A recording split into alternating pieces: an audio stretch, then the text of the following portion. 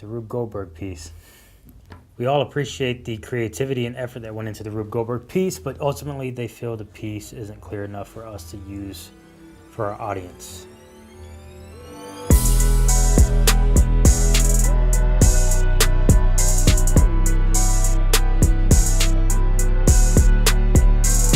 Studio is gonna slap me by the end of the day. I feel like it's slowly building up. Still running into kinks, lots of hiccups here and there. I think the team's a little tired, but it's been a mental thing, like everyone just collaborative effort to bring this all together and make it one fluid machine, because that's the ultimate goal and everyone wants to see it happen, so.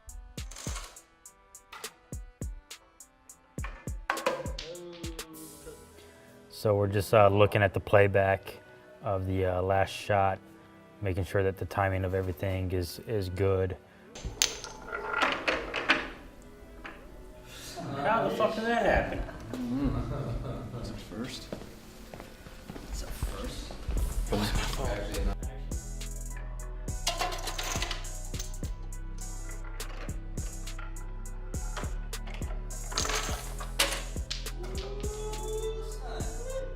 You can't just settle with just one. Like, you want a safety, always have a backup. When you think it would just be one more take because the first one was really good. Not the case, ever. Ever is never the case.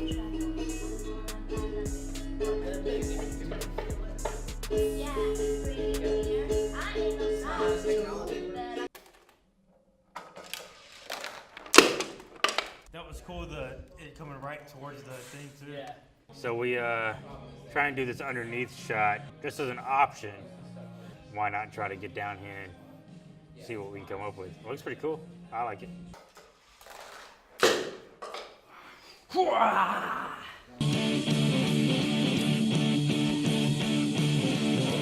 We still got to shoot with our talent. We have one more wide shot to do with all the machines connected. So we're going to do that, get that out of the way, and then we're going to set up this leg, the last leg, just in the middle or wherever we need to set it up so we can do whatever we need to with it. It's 5:25. If we can do all this in 35 minutes, we'll be good.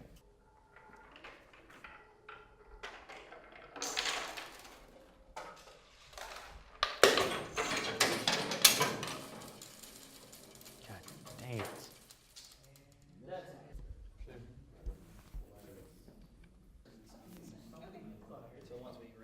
This one's a tricky reset because not only does it have two sides that have to mirror each other perfectly, it also includes dominoes and meticulously placed balls, and then we also have to replace the plexiglass every time.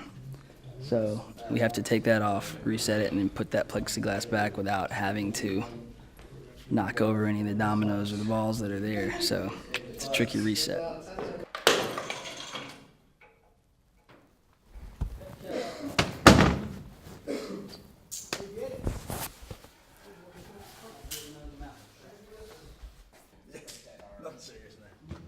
Little angry, just because right now it's just everything we're doing, like everything you're capturing just seems like it's just not gonna fucking work. And it will. Like, we had the plan, we have the edit together in our minds. We just need this one shot, and then we're good. Everything else is easy. You're a shockingly calm, angry person. That's because it rubs off on people, which is interesting, man, because most times I'm able to disappear and get away for it, take a breather for a second. But now that me and you are doing this thing, I think it's going to be a little more out in the open when I am a little worked up. Is it a heavy weight to carry, trying to be composed all the time? I think I put more pressure on it than there actually is. You know, I want the project to be successful. I want the video to be cool, so everyone's proud of it.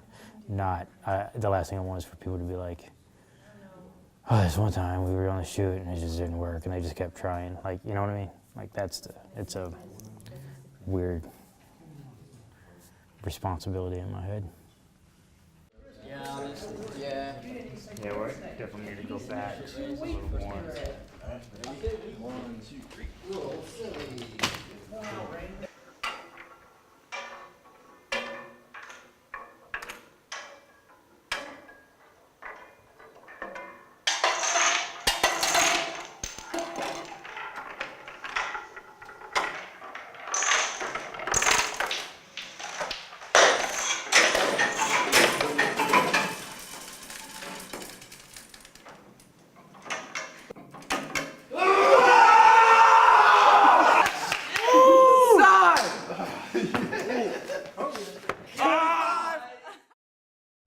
We all appreciate the creativity and effort that went into the Rube Goldberg piece, but ultimately they feel the piece isn't clear enough for us to use for our audience. The Rube Goldberg piece. Yeah, that's the email that we just got from the client. They got to do what's best for their audience. Makes total sense. We took a risk. We knew that going into it. We knew that a lot of these issues may come up. I think I was just overly optimistic about it actually working and not becoming such a failure. But in reality, that's what it was.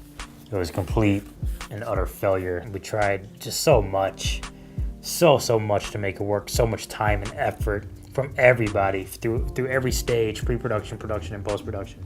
So much time and effort went into this, and there was just so much hope that I had that it would actually come through. But now that I got the email and I'm looking back on everything, it's like I should have kind of seen it coming, to be honest. I should have been a little more honest with myself on the probability of them actually thinking that it makes sense for their audience. Honestly, it was a fail on my part for overlooking the complications that may be presented from the client. When you dissect it, I feel like it was kind of a waste of time from start to finish as a whole. Complete and utter waste of time. But when you dissect it a little further and dive into the meaning a little more and look at the positives, you realize that if you don't take these risks and if you don't look at your failures and eat that failure for fucking lunch, well, then you're gonna starve. New to using injectables to treat type 2 diabetes? Understanding the differences can be quite easy. Let's start off slow. Long-acting insulin typically delivers a steady dose throughout the whole day and can last up to 24 hours. Intermediate-acting insulin can usually cover a time frame between 18 and 24 hours, but it can peak within the 4 and 12-hour mark. Moving right along, short-acting insulin is taken anywhere from 30 to 60 minutes before meals. Though it can remain active up to 8 hours, it peaks anywhere from 2 to 5 hours. Rapid-acting insulin is injected at the same time as a meal is being consumed. The peak will occur no later than 90 minutes after injection. And finally, GLP-1 helps regulate blood sugar levels by mirroring the action of incretin, which blocks the secretion of blood sugar and prompts the release of natural insulin. And there you have it. Each injectable broken down to its core components. Remember, if you have any questions, always consult your doctor.